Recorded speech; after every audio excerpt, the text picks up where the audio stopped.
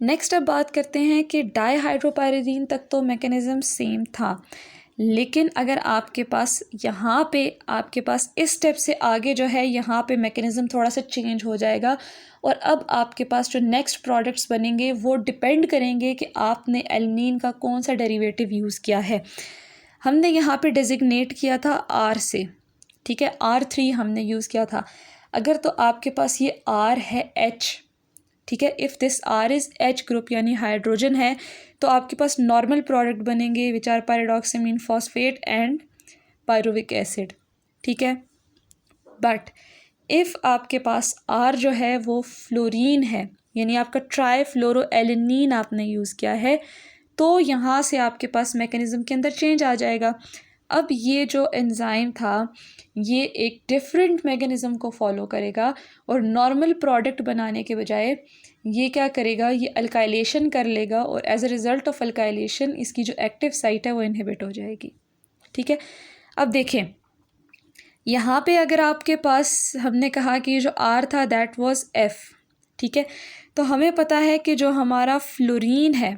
ठीक है, that is a very good leaving group, ठीक है। हैलाइड्स नॉर्मली एक्ट करते हैं एज गुड लीविंग ग्रुप, इनके ऊपर नेगेटिव चार्ज आ जाता है और ये लीव कर जाते हैं और ये अपने ऊपर नेगेटिव चार्ज को स्टेबलाइज करने की कैपेसिटी रखते हैं, इस वजह से halides are good leaving group. तो यहाँ होगा क्या कि जो आपका पायरिडीन वाला जो नाइट्रोजन था, ठीक है, ये अपने लोन पेयर से अटैक इनिशिएट कराएगा और ये आपके पास जो पेयर ऑफ इलेक्ट्रॉन है ये डीलोकलाइज होते हुए जाएगा CF3 ग्रुप के पास और वहाँ से साइमल्टेनियसली एक फ्लोरीन की रिमूवल कॉज कर देगा, ठीक है।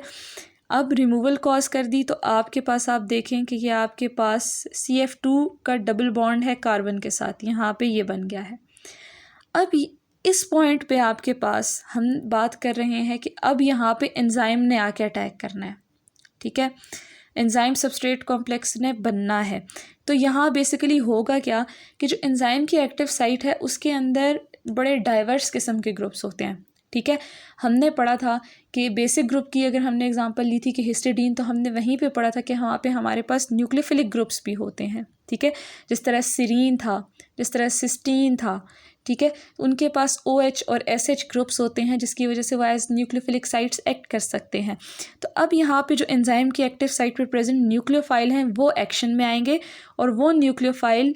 इस ग्रुप के साथ रिएक्ट करेंगे, इस कार्बन के साथ जिसके साथ 2 फ्लोरीन एटम्स अटैच हैं, इसके साथ वो रिएक्ट करेंगे और यहाँ पे अगर आप देखें तो आपके पास जो आपका एंजाइम है वो और ये जो आपका पूरा ये कंपोनेंट था, सबस्ट्रेट था, ठीक है, इसके दरमियान बॉन्ड बन चुका है and that bond is basically the covalent bond, ये परमानेंट बॉन्ड है। ये बॉन्ड जो है आपका ये इसने क्या कर लिया है, यहाँ पे इनहिबिशन कर दी है एंजाइम की एक्टिव साइट की। अब इस एंजाइम और इस सबस्ट्रेट के दरमियान परमानेंट बॉन्डिंग बन चुकी है, तो अब आपके पास ये एंजाइम सबस्ट्रेट कॉम्प्लेक्स जो है ये प्रोडक्ट की फॉर्मेशन के बाद ये एंजाइम अपनी एक्टिव साइट से उस प्रोडक्ट को रिलीज़ नहीं करेगा, बल्कि यहाँ पे इसकी परमानेंट इनहिबिशन हो चुकी है, ठीक है। अब यहाँ पे परमानेंट बाइंडिंग हो गई है, अब ये यहाँ से जो सबस्ट्रेट है वो लीव नहीं करेगा, वो वहीं पे स्टे करेगा। इसको कहा जाता है कि आपका जो सबस्ट्रेट है that becomes a passive Spectator, वो बैठ के सिर्फ देखता रहेगा, वो वहाँ से हिले जुलेगा बिल्कुल भी नहीं, ठीक है। सो आपके पास एज अ रिज़ल्ट आपके एंजाइम की जो है वो परमानेंट जो है वो इनहिबिशन हो गई है, ठीक है। और ये जिसमें आपका जो इनहिबिशन हुई है, ठीक है, ये रिवर्स नहीं हो सकती, ठीक है, यानी ये जो बॉन्डिंग है ये इनकी रिमूव नहीं हो सकती। Such type of inhibition is known as irreversible inhibition. तो आप कह सकते हैं कि जो आपका ट्राईफ्लोरोएलिनीन है that acts as an irreversible inhibitor for transaminase enzyme, ठीक है। So that was all about suicidal substrate.